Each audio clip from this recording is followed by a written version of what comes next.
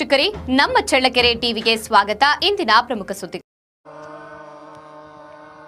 ಮಕ್ಕಳ ಸರ್ವತೋಮುಖ ಬೆಳವಣಿಗೆಯಲ್ಲಿ ಶಾಲೆಯ ಪಾತ್ರ ಅತ್ಯಂತ ಮಹತ್ವದ್ದು ಎಂದು ಚಳ್ಳಕೆರೆಯ ಶ್ರೀ ಶಾರದಾಶ್ರಮದ ಸ್ವಯಂ ಸೇವಕ ಹಾಗೂ ಲೇಖಕ ಯತೀಶ್ ಎಂ ಸಿದ್ದಾಪುರ ತಿಳಿಸಿದ್ದಾರೆ. ನಗರದ ವಾಸವಿ ಕಾಲೋನಿಯ ಶ್ರೀ ಶಾರದಾಶ್ರಮದಲ್ಲಿ ಮಕ್ಕಳಿಗಾಗಿ ಆಯೋಜಿಸಿದ್ದ ವಾರದ ವಿವೇಕ ವಿಹಾರ ವಿದ್ಯಾರ್ಥಿ ಶಿಬಿರ ಕಾರ್ಯಕ್ರಮದಲ್ಲಿ ಭಾಗವಹಿಸಿ ಭಜನೆ ನಡೆಸಿಕೊಟ್ಟ ಅವರು ಶಾಲೆ ಜ್ಞಾನ ದೇಗುಲ ಎಂಬ ವಿಷಯವಾಗಿ ಉಪನ್ಯಾಸ ನೀಡುತ್ತಾ ಮಾತನಾಡಿದರು.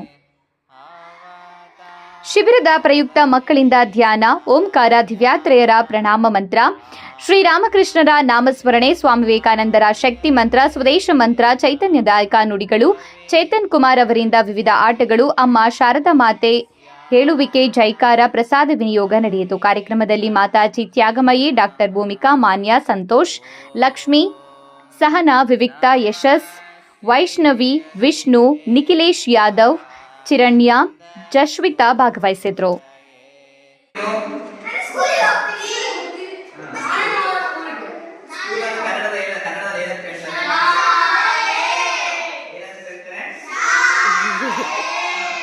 ಸಾಮಾನ್ಯವಾಗಿ ಕನ್ನಡ ಮೀಡಿಯಂ ಶಾಲೆಗೆ ಹೋದಾಗ ಅಲ್ಲಿ ಒಂದು ದೊಡ್ಡ ಸ್ಲೋಗನ್ ಬರೆದಿರ್ತಾರೆ.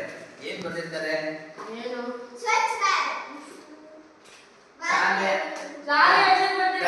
ಕೈ ಮುಗಿದು ಒಳಗೆ ಬನ್ನಿ. ಪ್ರಾಥಮಿಕ ಸರ್ಕಾರಿ ಹಿರಿಯ ಪ್ರಾಥಮಿಕ ಶಾಲೆ ಅಂತ ಇರುತ್ತೆ. ಅದರ ಕೆಳಗೆ ಒಂದು ಬೋರ್ಡ್ ಬರೆದಿರ್ತಾರೆ. ಏನೋ ಜ್ಞಾನ ದೇಗುಲವಿದು, ಕೈ ಮುಗಿದು ಒಳಗೆ ಬನ್ನಿ. ಏನ್ ಬರ್ತಿರ್ತಾರೆ? ಕೈ ಮುಗಿದು ಒಳಗೆ ಬನ್ನಿ. ಏನ್ ಕೈ ಮುಗಿಬೇಕು? ಏನ್ ಬರ್ತಿರ್ತಾರೆ? ಜ್ಞಾನ ಹೇಳಿ. ಜ್ಞಾನ ದೇಗುಲಕ್ಕೆ